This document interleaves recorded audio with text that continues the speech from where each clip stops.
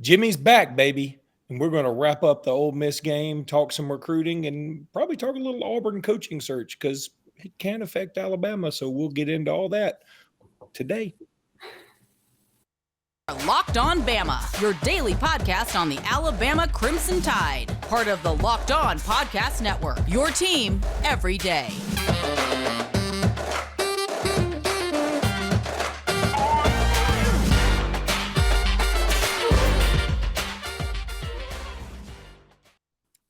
Hey, everybody, and welcome back into Locked On Bama. Luke Robinson, that's me. Jimmy Stein, that's him. Jimmy, how are you today? I am tired.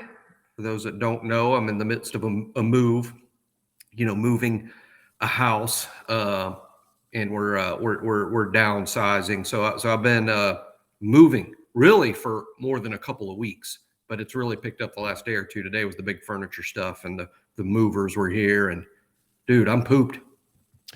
It looks like you're moving from a physical plane to an ethereal plane because you still have a hologram effect. But regardless, Jimmy, let's wrap up Ole Miss because we didn't, we had the podcast immediately after the game, and then I had a solo run, which was not very well received, apparently.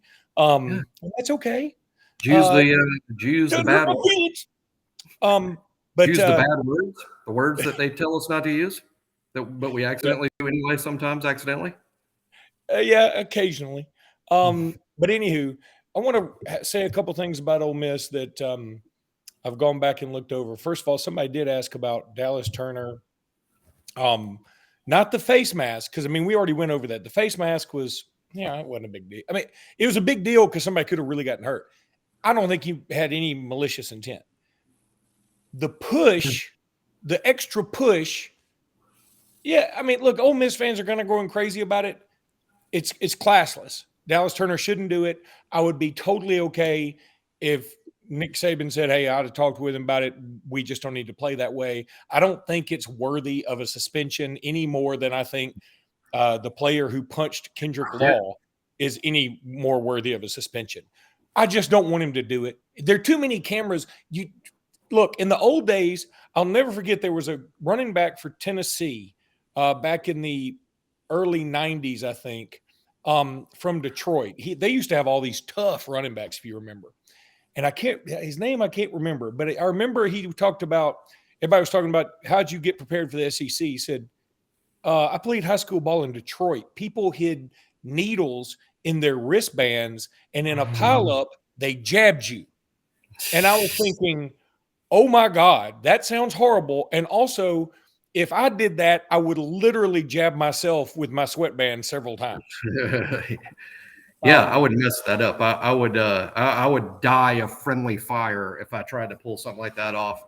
Anytime one of our players does something that's not sportsmanlike, I get upset about it. I don't like it. I might even comment on it, and I'll comment. And I agree with you that what Dallas did was unsportsmanlike. It deserved a penalty. It deserves a closed doors talking to from the coaches, which may have happened. We don't know that it didn't. If you just assume it didn't, you're just choosing to believe it didn't. And if you think that it did, you're just choosing to believe it did. We don't know. We'll never know. But it may have. I wouldn't rule that out. And again, if he'd been penalized, that would have been fair. But a suspension, look, if we're going to suspend players for stuff like that, then every team, including you, Ole Miss, will have players suspended every week because something happens on or off the camera every week that's not sportsmanlike.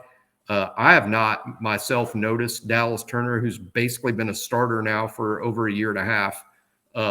I have not noticed Dallas Turner being what I would refer to as a dirty player. I've seen our kids do stuff before. I've called a couple of our own players dirty players in the past. I wouldn't call Dallas Turner that. He should be on our radar. And hey, you don't really know what's going on the field in terms of what's being said between players. One thing I noticed in the game, which is kind of neat that you bring it up, Luke, is Bryce and what was his best play. The best play he made, the touchdown, I thought to Ja'Cory Brooks, I thought was his best play in the sense that he had to dodge a whole lot of traffic. And he was almost sacked a few times. It was just one of those magician plays that Bryce makes. And the CBS cameras caught him. They stayed trained on him. And then right when the play is over, Bryce talks to the Ole Miss bench. Now, he's doing it with a smile on his face. I'm sure whatever he said was probably more funny or a jab than something completely classless, because that would be unlike anything we've ever seen Bryce do. But I stopped it, rewound it for my wife to watch, and I'm like, I have never seen Bryce Young talk trash in my life, and I think this is the closest we'll ever see it. So I rewound it so she could watch it. It's just kind of funny, and it's like, hey, you never know what's being said down there, and the way it's interpreted. And gosh, there can be some pretty bad things said down there in the scrum. So I'm not over, I'm not overdoing the Dallas Turner thing. I think he deserved a penalty. They didn't see it. They didn't call it. Maybe the staff has taught to him, maybe not. But it would be different if I felt this was a repeated pattern of unsportsmanlike conduct. No, I totally agree. Yeah, and I'll tell you something else. Bryce did the same move, meaning talking to the bench at the LSU game when he moved around a lot, then finally hit Ja'Cory Brooks for the touchdown. They caught him like just sort of smiling and nodding to the LSU bench. Of course, we ended up losing that game, so it didn't have the same effect. But, and here's one other thing I just thought of. Look, we have not killed Ja'Cory Brooks on this show or anything, but we've also said, hey, we feel like he should be doing more. But he obviously has a chemistry with Bryce, because it feels like whenever Bryce is in trouble, it's Ja'Cory that makes the play somehow. If there's a play to be made, if a play is made, it's Ja'Cory. But so I wanted to talk about that. Then the other thing I want to talk about, and this is so funny to me. I remember watching this in game, and I haven't had the stomach to go back and watch the whole game. I usually like to watch the entire game, but this game had me so tied up in knots. We had an interception in our hands. I don't know if you remember the play. I think it was in the third quarter, but I'm not 100%. It hit Jordan Battle in the hands. I remember it. So in the handsy. It hit him so good in the hands that he batted it down a la Rolando McClain in the 2009 Iron Bowl. If you remember the last play of the Iron Bowl, Auburn throws a Hail Mary, Rolando McClain swipes it down. That's what it looked like. And when that happened, and again, this is a weird flex, but my buddy Brian Pasick was here watching the game with me. I said, I've never seen that before. It hit him, and this is why we don't have a lot of interceptions, because we cannot catch the ball. We are not good at catching the American football on interception. Do you remember that play? Did it? I do. It was just a flat drop. It was just a he horrible. swatted it. Yeah, I wouldn't even say it was a drop. It was a terrible attempt at catching a football. That's what I would say. That was like an attempted catch of a football that was just really bad. Kind of like an attempted murder. If you're trying to murder someone, but you're not successful, you've only attempted it because you tried to shoot them, but instead shot the Durham Bull mascot, like the pitch in Durham Bull. No, Durham Bull, it would be. I would take it a step further. It was like you tried to stab them with a bar of soap. I mean, it was something that couldn't. You tried to shoot them with a ball of cotton candy, something that made no sense. I mean, because Jordan Battle is a good player. He's a good player. It was wild to me. But he intercepted that ball at the end of the Tennessee game that was taken away from him due to the interference call on Brian Branch. But Battle made the game-saving interception to win the Tennessee game. They just flagged Brian Branch for pass interference, and it was probably interference, but I've seen it not called. Was it interference? Yeah, it was interference. It's like, okay, that's interference, but why don't you call all the other interferences? Yeah. Well, Jimmy, I need to go ahead and tell everybody now. about our good friends over there at LinkedIn. Of course, you know about LinkedIn. They're the absolute best. These days, every new potential hire can feel like a high-stakes wager for your small business. You want to be 100% certain that you have access to the best qualified candidates available. That's why you have to check out LinkedIn Jobs. LinkedIn Jobs helps you find the right people for your team faster. We use them at our company. I'm sure On3 probably uses them because they're just awesome. I can't guarantee they do because I don't work at On3, but I bet they do. Look, all you have to do is go to LinkedIn Jobs, add your job with the purple hashtag hiring frame to your LinkedIn profile to spread the word that you're hiring. Simple tools like screening questions make it easy to focus on candidates with just the right skills and experience so you can quickly prioritize who you'd like to interview and hire. LinkedIn Jobs helps you find the qualified candidates you want to talk to and helps you find them faster. Post your job for free at linkedin.com/lockedoncollege. That's linkedin.com/lockedoncollege to post your job for free. Terms and conditions may, and I bet they do apply. All right, Jimmy, let's talk a little recruiting very quickly. All right. James Smith and Quay Russaw did not go to Auburn this past weekend. A lot of people were talking about that. I have some Auburn friends that are 100% convinced that both Smith and Russaw want to go to Auburn, but they're not sure they can because of the uncertainty in the coaching situation. I don't think that's the issue at all. I don't believe that. I believe it's going to be as much about NIL and development as it's going to be about anything. This is my personal belief from my own personal information gathering. I don't think it's about Cadillac crying on the sidelines after they beat Texas A&M. I don't think it's about – and Auburn did, to their credit, it was a great environment. And I went on a rant about that on another show today about how this is why the Pac-12 sucks. Because, see, when you have UCLA and USC playing this weekend and it's not full, and that's a rivalry, but Auburn fills it up with 3-6 versus 3-6. Alabama has had 101,000 people show up for a spring game. South Carolina used to sell out when they were winless. That's what the SEC is all about. That's the difference. But I digress. It just means more. Did not make it, so give us the latest on them. Those two and Keon Keely are the ones everybody wants to know about, so just fill us in. Yeah, I mean, my position on Russaw and Smith has been the same for several months. I'm optimistic. That's the word I'm going to use. I'm optimistic that it's going to be Alabama on signing day. Nothing has changed. I do agree that Auburn is a legitimate threat.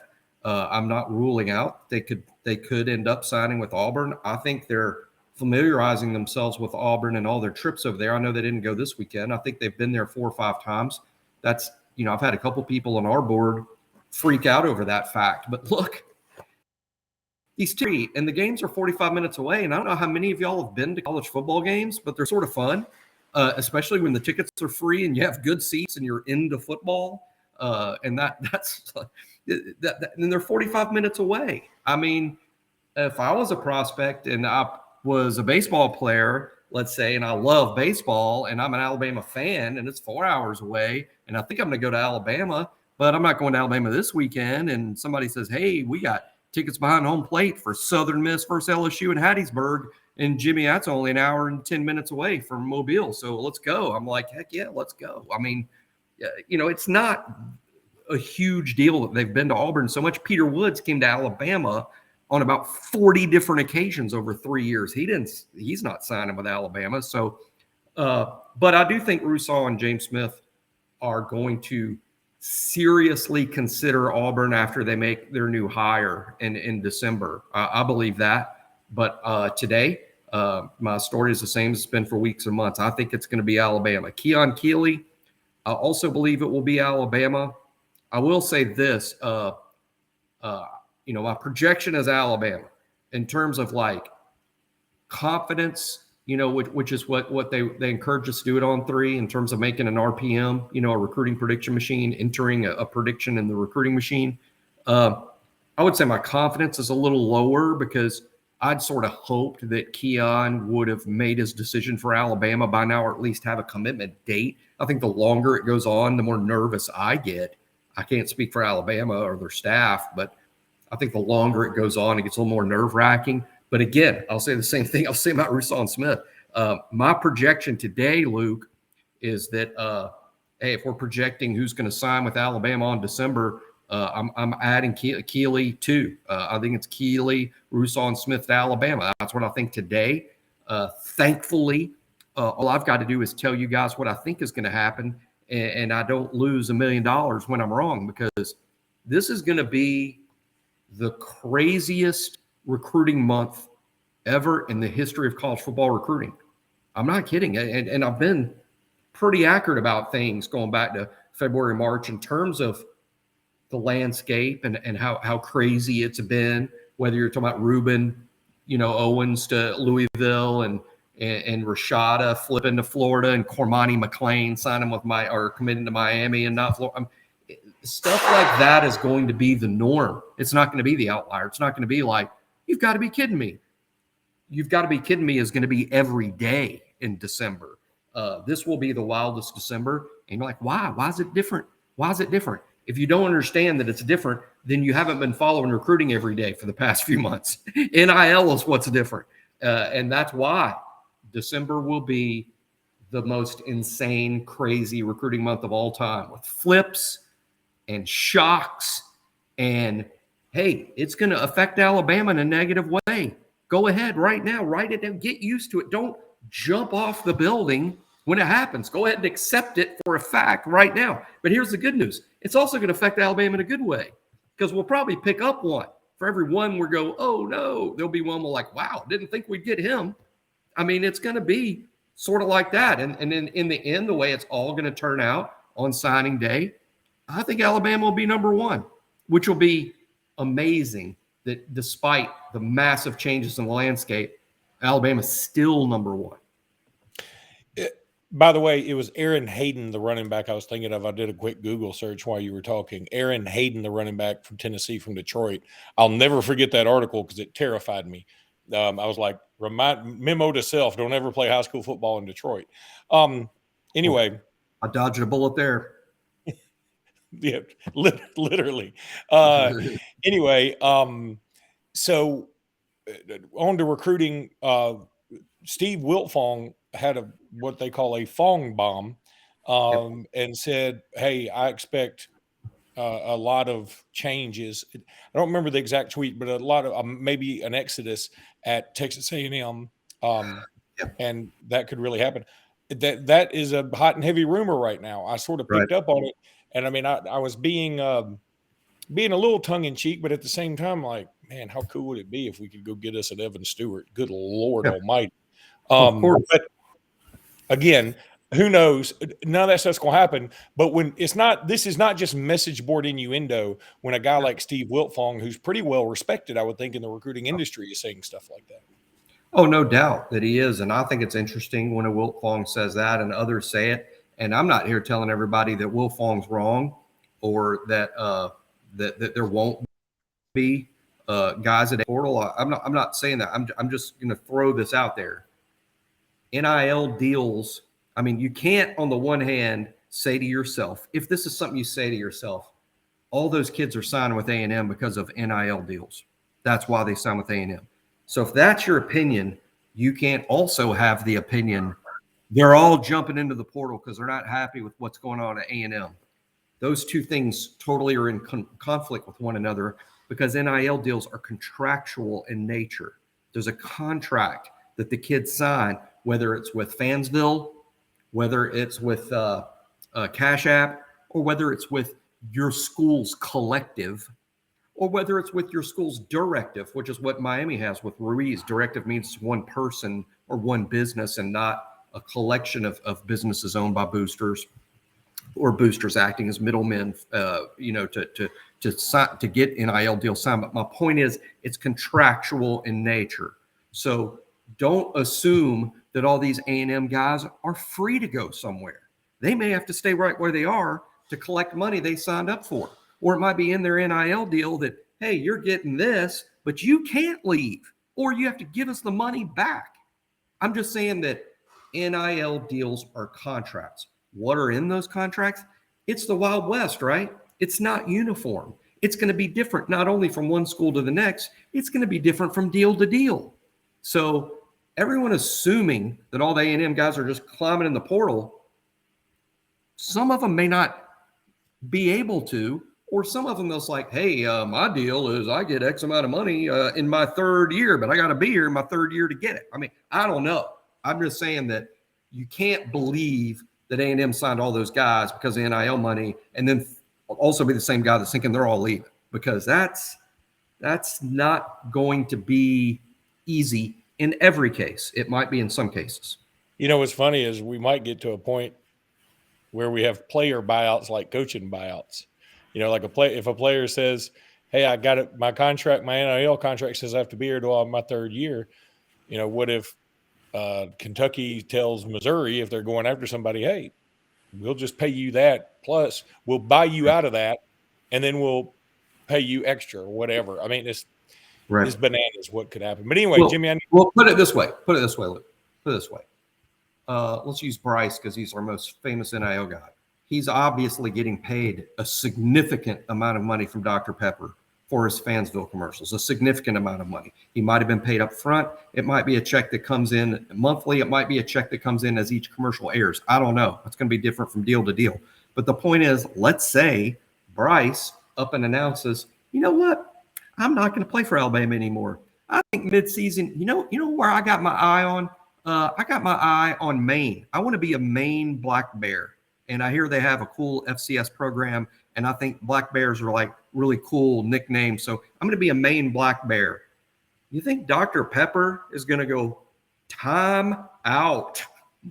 We don't pay you millions because you're the face of college football at Alabama. But at Maine, the only person watching you play football will literally be Black Bears in the woods. And hey, Bryce, you can't do that. That's Mr. Pibb country. All right, listen, exactly. Jimmy, I got to tell an example of that. Every kid with NIL deals just aren't free to hop in the portal. There's contracts here. All right, I need to tell everybody about BetOnline.net. It's your number one source for all your betting info and spetting. Stats, news, analysis, whatever. Get the latest odds and trends for every professional and amateur league out there. I'm talking about all of them, from football to basketball to soccer to esports, whatever. They got it covered at betonline.net. And if you love sports podcasts, you can find those at betonline.net as well. We're always the fastest and easiest way to get your betting fix in. Head to the website today or use your mobile device, because it's so easy to use your mobile device these days. BetOnline is where the game starts. All right, Jimmy, we're running out of time a little bit, but I want you to give your assessment, rundown, whatever, of the Auburn coaching search right now. Well, as we speak, the Lane Kiffin rumors are rampant. I don't have a source close to the situation. I wish I could just sit here and tell you I know exactly what's happening. I can just tell you based on who I talk to, based on what I read, based on what I think. I do think at this moment it's likely to be Lane Kiffin at Auburn. A little surprised myself. And that's just because of the way I look at it. Look, I'm not on the inside. I don't know everything that Lane knows. And I think NIL and collectives could be a big reason. I don't know that Lane will answer the question honestly in his press conference, but I do think if Lane leaves from Ole Miss to Auburn, I think his opinion that Auburn is going to be more aggressive with bigger pockets as it relates to NIL deals could be a major reason why. But from where I see it, from the 1,000-foot mark looking down, to me, Ole Miss and Auburn are about the same program. And I say that in a couple of sense. Number one, all SEC programs are better than they've ever been in history due to the TV deals. Ole Miss makes from the SEC, they get $40 million a year, just like Alabama, just like Georgia, just like Florida. I mean, it's an insane amount of money that every SEC team gets. It elevated everybody. You might say, well, Ole Miss and Auburn. Well, Ole Miss is probably top 20 program in terms of money that comes into the athletic department from football that they re-spend on football. That's how I rank programs, the money that they generate and the money that they spend on football. That's what top programs are. Ole Miss is top 20. Maybe Auburn's a few spots ahead of them, but it wouldn't be that much. And so to me, it's sort of lateral jobs. I'm a little confused now. Lane's going to have yet another school full of fans that will despise him, just like at Tennessee. Now Alabama fans will despise him. It'll feel to some Alabama fans like this is treachery. you're identified with Alabama and Nick Saban, and now you're going to coach at the most bitter rival, in-state school. So, I have a lot to say about it. We'll talk about in the next show too, because for recruiting, that's how it's going to affect Alabama, Luke. How the Auburn hire affects Alabama is recruiting, because now we're sharing the state with somebody who at least has a good reputation, as I can say. That was Harsin, who didn't even get really a chance to recruit. He didn't recruit well at all. I'm not sure he was given a fair chance to do that. And even before that, Gus Malzahn, to be honest, Gus had a handful of recruiting wins, like Derek Brown and others. He had a handful of wins, but overall, my opinion is Gus Malzahn did not recruit well at Auburn, and that explains their gigantic inconsistencies when he ran that program. Lane will be an upgrade at Auburn in terms of recruiting, probably the best since early in the Tuberville reign. All right, that's going to do it for today's podcast. Thank you guys so much for tuning in, for subscribing, and all that stuff. We appreciate you guys a ton, and we'll talk to you tomorrow. Until then, roll tide. Roll Tide.